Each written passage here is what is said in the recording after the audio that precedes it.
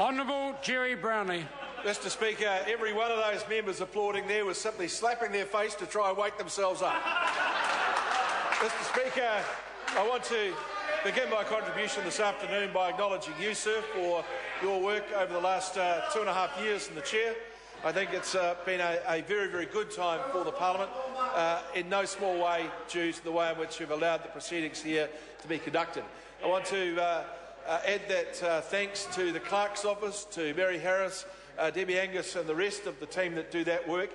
And then, sir, for the sake of time, can I simply say that I agree with the long list that's previously been mentioned by all speakers here today, and thanking those in this complex who try their very best to make our lives a little easier, including my own ministerial staff who work very long hours, as do they all, to make sure that we're in a good space all the time. Mr Speaker, I was very alarmed when I heard that comment from the Right Honourable Winston Peters when he said that he had personal knowledge that people were going to vote away from National. Well, I need to inform him that we've never counted on his vote for quite some years. And his personal knowledge may be useful to him, but comes as no news to us. Further, sir, the suggestion that there's anybody out there putting rumours about that there are discussions between parties about future coalition arrangements that engage New Zealand First, I want to confirm to him I've heard no such rumour, I've started no such rumour, and I want no such result. Mr Speaker, I think the point I would like to make is, as we go into this election, what this afternoon has shown very clearly so far is that the message our opponents are taking out to voters is incredibly negative. Incredibly negative.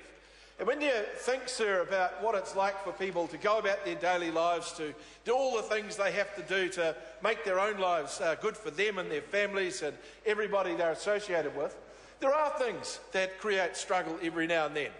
There are things that get on top of people occasionally. But, sir, most people know that that's part of the run-of-mill of life. What they want to see is a government that actually pitches a horizon for them that has a positive effect on their lives. Mr Speaker, you've only got to look, sir, at the way in which wages in this country have risen over the last 6 years. The way in which bureaucracy in this country has refocused itself on doing things that make things or life easier for people. And in so many other areas of government activity, health, sir, now more accessible to many New Zealanders than it has been in the past. Education, sir, seeing more young people in training than we've ever seen in this country before. These are positive things that voters look to and know about. Security, sir. The great Norman Kirk once said there were 4 things people look to. One of them was personal security. In this country, with the crime stats down and the presence of our police and our communities in such a positive way, also is part of that positive message that people get about the way they can live their lives under a government that wants to support them to do that. So when you get, sir, the sort of message that we got from the Green Party today, that sad, dismal, horrible sort of view of life that says that only a Green influence in government can be used to change it, people are not going to listen to that. And I want to say this to the Green Party. I've been in this House for quite a time, and the change in the attitude of New Zealanders towards all things environmental, towards all things related to conservation, has changed immensely.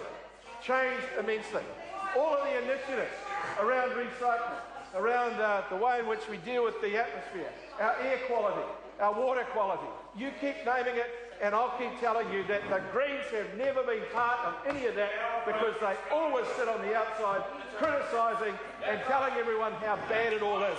And we got it again today. Every river apparently is so damn filthy you can't get near it. All farmers are huge polluters. They talk about the pollution economy. They forget that it'll be the income that comes out of this economy that allows some of the changes that need to be made to make the environmental improvements that they seek. And, Mr Speaker, voters don't really connect to that negative message. They have no interest in that negative message. I can't imagine what it would be like to go down to one of the hall meetings that will be held over the next 7 weeks to see the Green member, the Mana member, and the Labour member all sitting there saying, we're it, the great triumvirate, the trinity of government for New Zealand in the next 3 years. How bad is it, and how bad does it have to get for our message to finally sink in? And people are just going to say, not interested. Not interested. And they're over there, they're laughing. They're laughing. Sue Moroney's laughing because, frankly, she's never had a meeting more than 20 people. And even then, they were asking to come along and deselect her. So, Mr. Speaker, I think that the clear and stark difference between the campaign that's coming is the National Party with a positive message about the future of New Zealand, and the Labour Party and all of their cohorts with a very, very negative message about what's wrong with the country. In the end, people know that if there is a criticism of this country, it is a criticism that's levelled at its people. And that is a political message that people will not listen or connect to. And then, of course, sir, there is the fact that you can back it up with some of the great stats that are out there at the present time. We keep on hearing about, let's raise the minimum wage. Well, sir, this government has raised the minimum wage consistently, regularly, frequently to the level it is now, $14.25. And there's none of us over here would say that's as good as it can get, but our record is continually increasing. Labor go out and say, right, we're going to make it $16.80, and then we're going to take it up over time to $18 or whatever figures they like. Mr. Speaker, we have a very low level of unemployment in this country. We have that low level of unemployment because there are jobs there, because people are able to get into the job market and they're able to make a start.